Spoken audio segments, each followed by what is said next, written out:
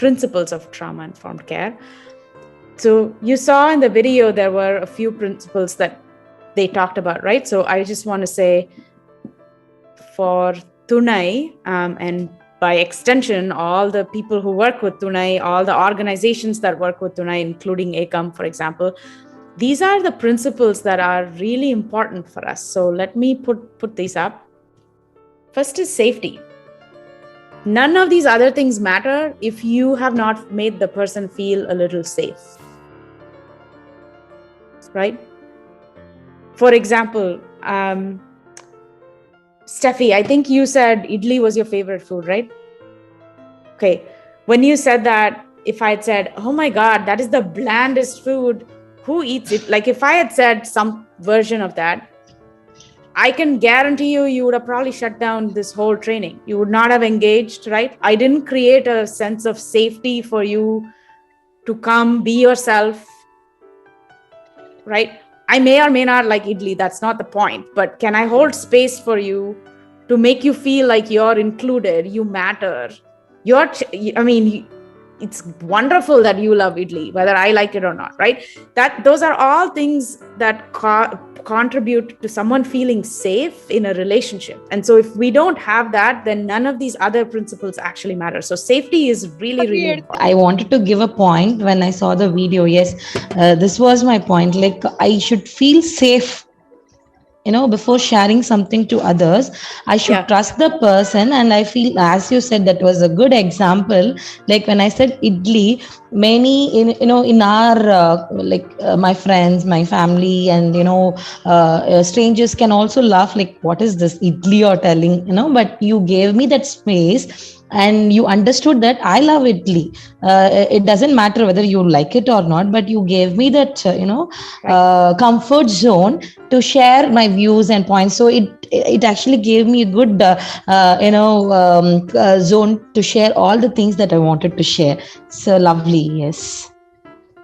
And it's simple. It's actually not so complicated, right? Like it's just being thoughtful and having the presence of mind to hold space for somebody else's experience, whether that's your own, whether you agree with it or not.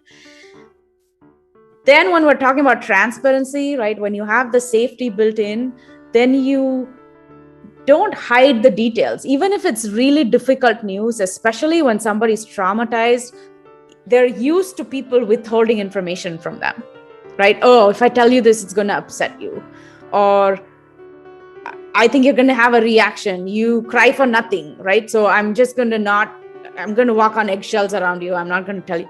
Those things don't actually help people. Being transparent about, you're going to feel bad for the next few weeks, but I'm going to still be here to hold your hand, right? This pain is not going away anytime soon. Something awful happened to you, but just being really transparent helps you build trust. The third is cultural humility. This one is a really, really big one. And I want to make a point of this because we all probably remember the tsunamis that happened in India and Sri Lanka, right? A few years ago. In Sri Lanka, there were a lot of fisher villages that were pretty much just wiped out completely. And a big group of American trained psychologists, therapists went to Sri Lanka to do trauma work with those fisher, volunteer and help those communities. 6 months later, they actually found that the trauma levels had gone up with all the counseling, all the help that they did. The reason for that is, this is true of many communities in India too, this resonates for us. Talking about trauma and processing trauma in the way that Western medicine psychology says is what should happen was not helpful for them at all. Actually, what was helpful was the fisher village, getting people together, having them talk to each other, start doing the things that they used to do before the tsunami hit. Those things actually were more healing than talking about their trauma, right? I'm using that as an example because that is an example of cultural humility. So we need to understand who we are working with. So if you are working with somebody who's very different from you, maybe you have more financial privilege. Maybe you have a family structure that person does not have. These things matter. So how are you going to connect with somebody who's actually very different from you and not force any method, right? You could be trained in trauma-informed care, but maybe talking about something is not the right thing for that person.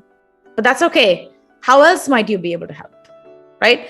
I can tell you there are times when people don't talk to me at all, but I've just shown up week after week after week by their bedside just to say, hey, I'm still coming to say hello to you, right?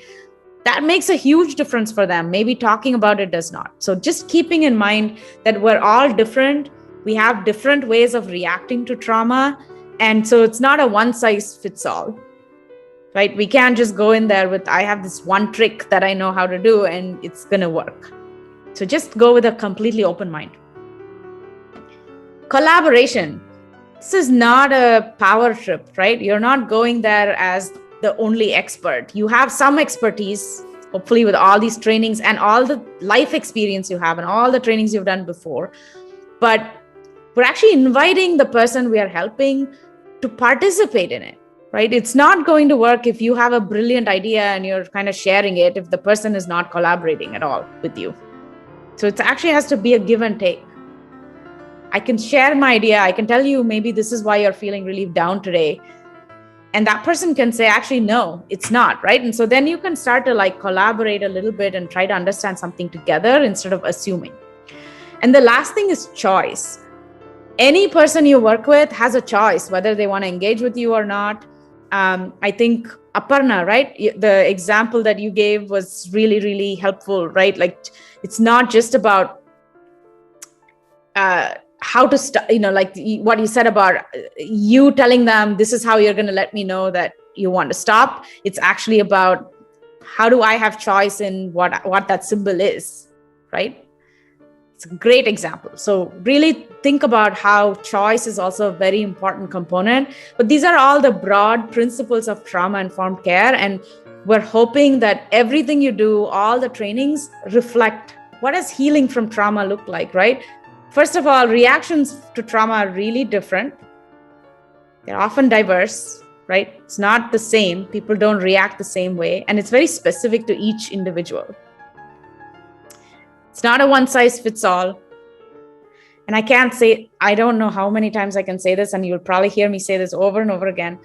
Healing from trauma really occurs in relationships, and there's no two ways about it, right? So if you show up and you build a relationship with someone and you don't repeat the traumas that they're used to, that is what is causing the healing. It's not the best thing that came out of your mouth or the exact right words you used, or it's none of that. It's actually your presence, your commitment, your willingness to like be there for that person. So if you say, I'm going to come at 10:30, be there at 10:30, right? If you can't be there, let the person know you're not going to be there. Those things actually go a long way in building a relationship, which is why interacting is great, because we hear each other's story and we learn from each other, right?